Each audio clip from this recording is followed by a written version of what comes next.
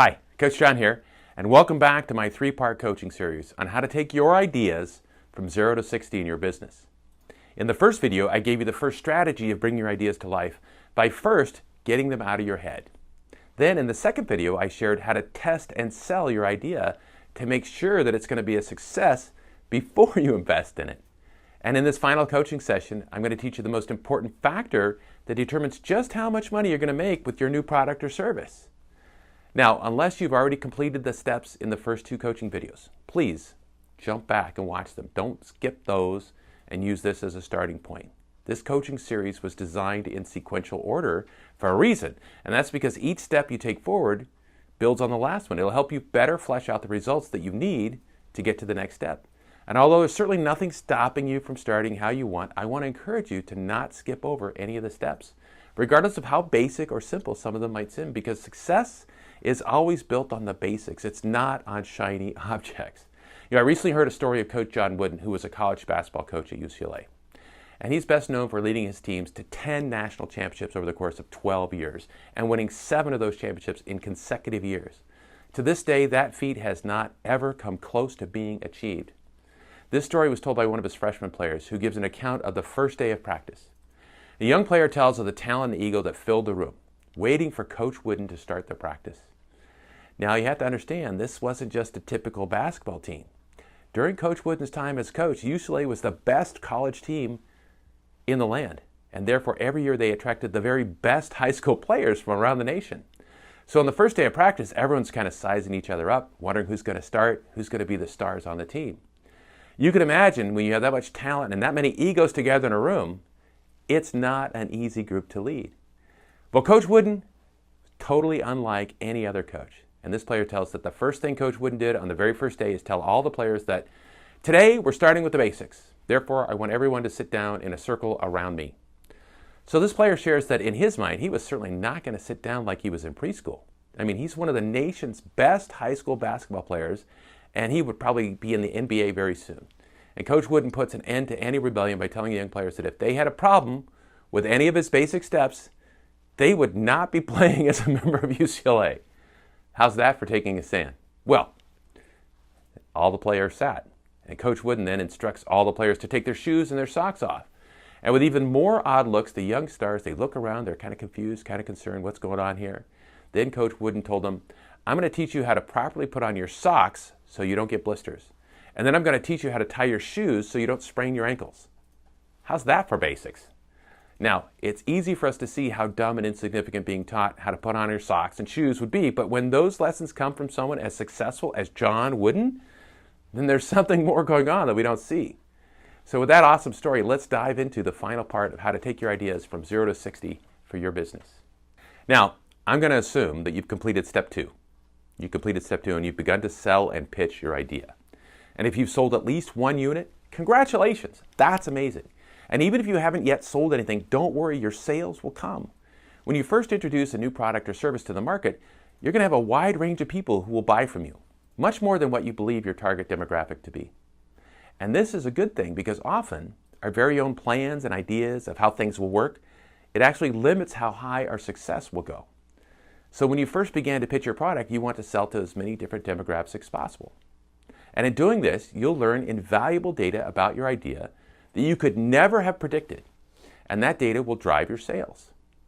This is why the final part of taking your ideas from 0 to 60 is finding the right pond. You see, once you have a great product or service to sell, it isn't going to go anywhere if you're pitching to the wrong people. Or even worse, a group of people that represent the average consumer. You see, the average consumer isn't going to be your best customer. And if you're stuck pitching and selling to this group of averagely interested people, you'll get stuck chasing very average results. And this is why the last step to hitting your home run and grand slam is being able to find this small but ultra interested group of people that are going to be your raving fans. This is what is called your pond. And if you have the right bait and the right pond, you'll catch all the fish. Does that make sense? So here are 3 simple steps to finding your perfect pond. So step number 1 is fish in as many places as possible. Now, before you can find your perfect pond, you need to test your idea across the widest amount of people that represents the most demographics possible. In doing this, you'll be able to identify which kinds of people are your greatest best buyers. I can attest from speaking to hundreds of business owners and executives over the years that what ends up being the target demographic after trial and error is widely different than what was originally predicted. But you'll never know this unless you fish in as many different places as possible. So in order to do this, make sure you're keeping an open mind and not limiting yourself. Once you can clearly see a particular pond responding better than the rest, you're close to finding the gold. And step number 2 is become an expert in your pond. Now, finding the most responsive pond might take some time. It's certainly not going to happen in just a month. So stay faithful and keep moving forward. Once you do find the pond that's responding well, it's time to become an expert in the people that make up that demographic. If your demographic is retired women of parents of young children, then you need to know everything there is to know about them.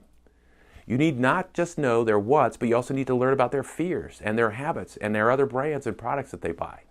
You need to learn about their goals and what they hold as their most valuable assets. And when I say you need to become an expert in your pond, what I really mean is you need to be able to know the exact thoughts that your demographic has. And when you've taken the time to do the deep research and have interviewed members of your demographic, then you'll be armed with everything you need to make your product or service everything they need and want. When you have this information, there will be nothing stopping you from seeing incredible success. Can you see how these steps are often overlooked or unknown to many business owners? Now, one more thing before we move on to the last step. If you ever find yourself stuck and unable to narrow down your demographic, then you need the counsel of a trusted advisor who can give you a fresh perspective. And the final step to taking your idea from 0 to 60 is to customize it to your ideal customer. At this point, you're going to have all the information you need to custom tailor your product or service to speak perfectly to your perfect pond. Everything you're promising in terms of results that you can help them with, it needs to speak to them and to them only. At this point, you may even find that it makes sense to change the name of what you're offering. Besides your offer changing, you also need to tailor your marketing message. Remember that the key here is to stay clear of pursuing the average consumer and only engage your raving fans. And when you do this, you'll not only make way more sales, but you'll also be able to raise your prices significantly, and you'll be able to run successful cross promotions with other businesses. Now, it's likely that you yourself are not a member of your target demographic. So in order for you to make sure the customizations you're making are speaking to your people, you're going to have to ask and interview a number of your customers. And don't be afraid to send out surveys and ask for real feedback. I'm a strong believer that all complaints are valuable feedback. Without knowing what's wrong and missing, you're never going to know how to improve your customer's experience, which thus leads to improved sales and reduced refunds. Now, this final step is actually an ongoing step that you should do periodically to make sure that you change with the needs and wants of your target demographic. And as technology changes, the way we live life changes as well. And it's critical that your products and services change to stay on the cutting edge. Now, I'm not going to get into it, but you can easily see some devastating effects from once dominant companies like Blockbuster and BlackBerry and Toys R Us. They went under because they didn't keep up with the changes of their demographics. Now, although I've given you this 3-part coaching series over the last 3 weeks, know that the work and the research required to bring your idea to life may require more thought and planning. And that's perfectly okay. My goal for you during this coaching series is that you can move your ideas from thought to action. And when you begin to do that, you will undoubtedly see your idea come to life. And how exciting will that day be when what started as just an idea is something that you're selling and is contributing to the lives of many people. So video 1's brain dump process is about capturing your idea so that you can take action. Video number 2 is about taking action with very little expense or risk, and video number 3 is all about big growth. So I hope you like this series. As always, before you leave, please scroll down and leave a comment. I'd love to hear from you, even if you just let me know that you were here. Ideas into action and growth is a great move for any business, and it doesn't matter if you're well established or a new startup. Ideas into action are critical moves for success. Now, before I leave, I want to give you a heads up about a local business success blueprint live intensive workshop. It's a 1-day deep dive into planning, efficiency, and sales. And it's live. Attendees will walk away with their 2019 business plan. If you're interested, shoot me a note and leave me a message.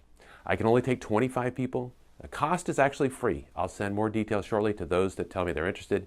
In chess, when you make the right moves, you win the game. In business, when you make the right moves, winning gets a lot easier. Make the right moves and use the 0 to 60 strategy now to watch your success soar. Cheers.